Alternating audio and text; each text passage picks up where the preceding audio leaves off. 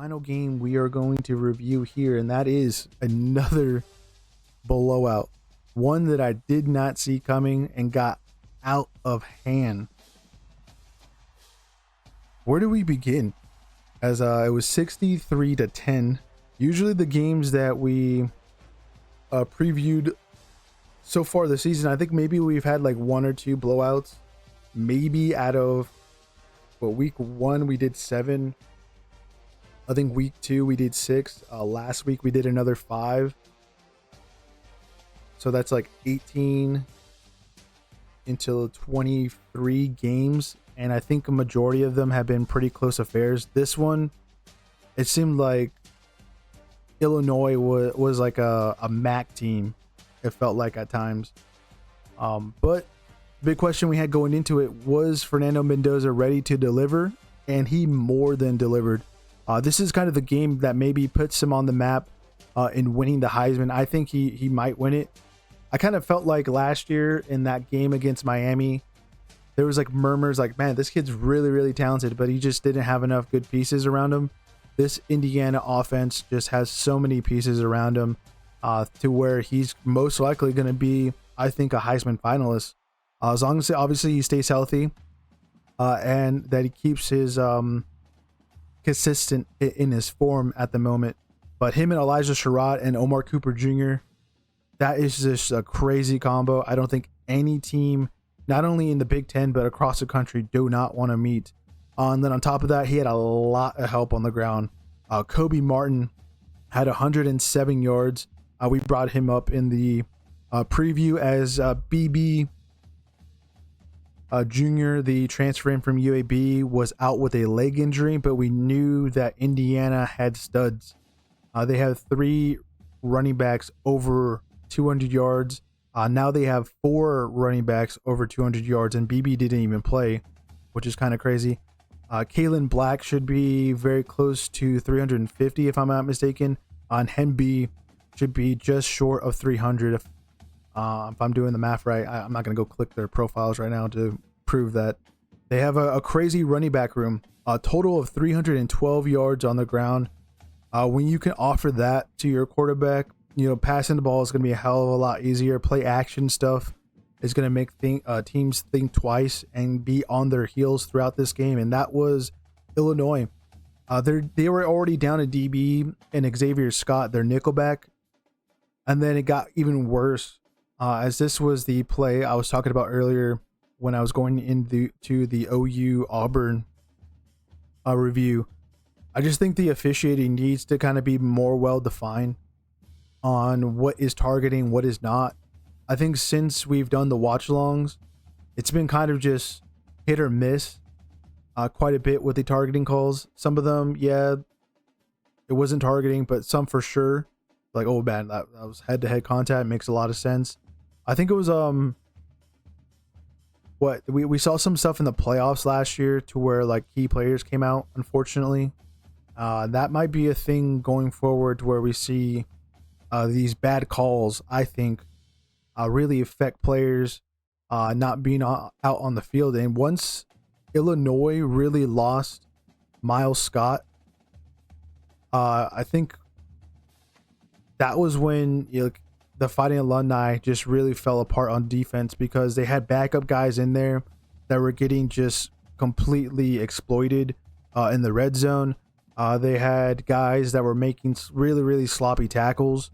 And it kind of just brought the momentum not even going to be going towards Illinois whatsoever on how they got outclassed again 63-10.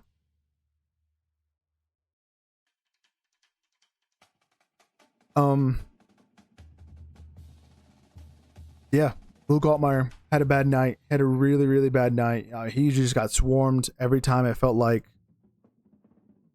Illinois had the ball. If he didn't get sacked, he was throwing the ball on the run. He had 146 yards passing, below average QPR rating at 42.9 with 1 touchdown pass. Just not himself whatsoever. Didn't throw an interception though. Got to give him credit. Protect the ball enough to where his experience didn't allow him to make a mistake like that. We did bring up Isaiah Jones. one of the linebackers for Indiana. He had a great night, 4 tackles, 3 solo, 1 sack, and then 2 tackles for loss.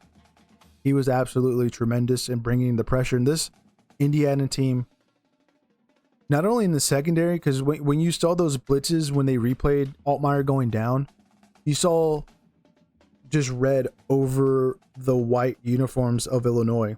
Just a complete blanket coverage.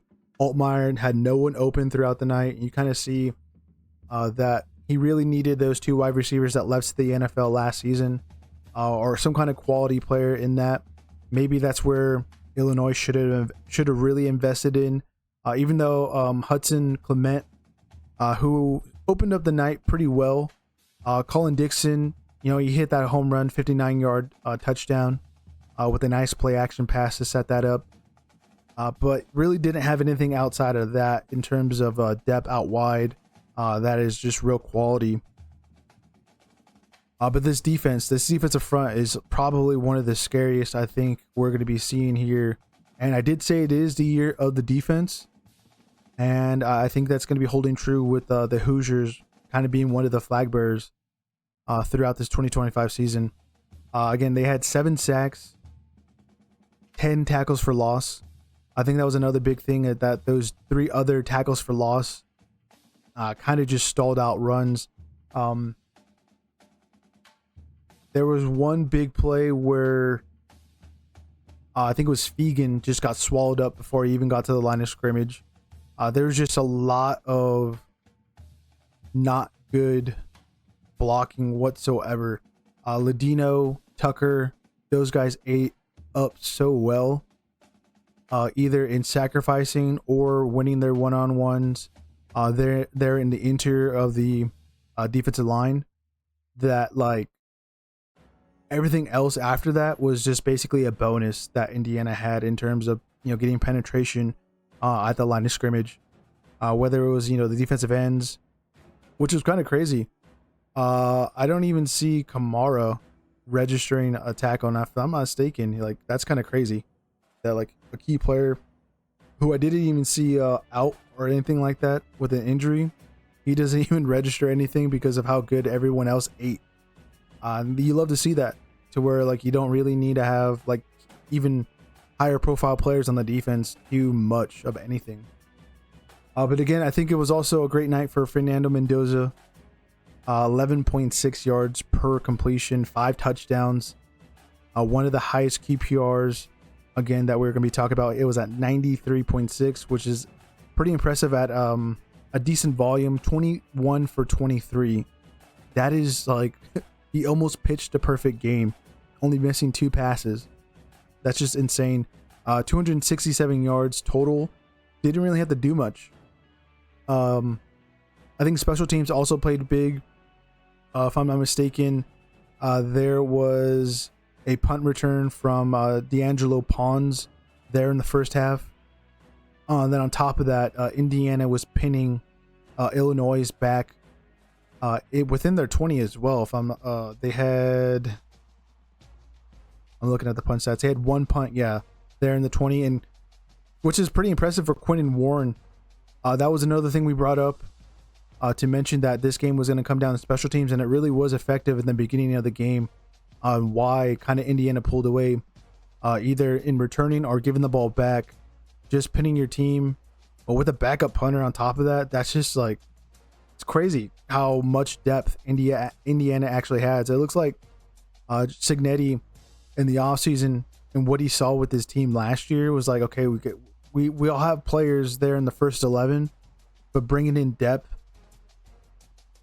it's just kind of insane of how much depth this team has. I don't know about the offensive line necessarily, because I think they have 5 solid guys, maybe a guy that can come up or 2 if there's any kind of injuries. But in that running back room, you have so many guys over 200 yards plus. And then on top of that, you have a receiver core with Surratt leading it. And then you can get big plays from your tight end. Riley Namakowski, the transfer in from Wisconsin, had a big touchdown play off a screen pass. This is just a lot scarier of a team than I initially thought. I thought they would have eventually lost this game unfortunately, not because of the game kicking off like in the preseason, like thinking like, okay, Indiana, I think this will be their big loss, and then throughout the season they'll win the rest of their games. But no, they proved us wrong. We thought Illinois was going to be continuing the trend of the last two meetings, which was a 3-point difference. Unfortunately, did not happen. And the guy that we thought was going to be clutch on Saturday night, Luke Altmaier, it was actually the other guy on the sideline, and that was Fernando Mendoza, as he had, again, amazing 21 for 23 pass completion rate. That's just some scary stuff, and we'll see how it holds for the rest of the season. If I'm not mistaken, Indiana plays Iowa next week in Iowa City. That's going to be a big game in the midday, and then the week after that they have a huge one there in Eugene, and we'll see where Indiana and their fate lies for the rest of the season, because it looks like they'll be favorites to at least make the playoffs. They will still have to run into some very, very tough opponents, as I already named off Oregon, but they do have Penn State as well. But I think that might be good enough. If those are the only two losses and they keep them close, they'll have a really, really solid case. And on top of that, they're on the road again in Happy Valley, and they're at Autzen Stadium. They will easily make the playoffs back-to-back years. Just going to depend on, again, if they can make it a game against Penn State, which they haven't won in a while. And then on top of that, they haven't beat Penn State very many times there on the road as well. It's kind of a rare occurrence, but very doable, I think, with this team, who wins again 63-10. Very impressive performance. We'll talk about them and where they lie in our new top 25 as we are zooming out.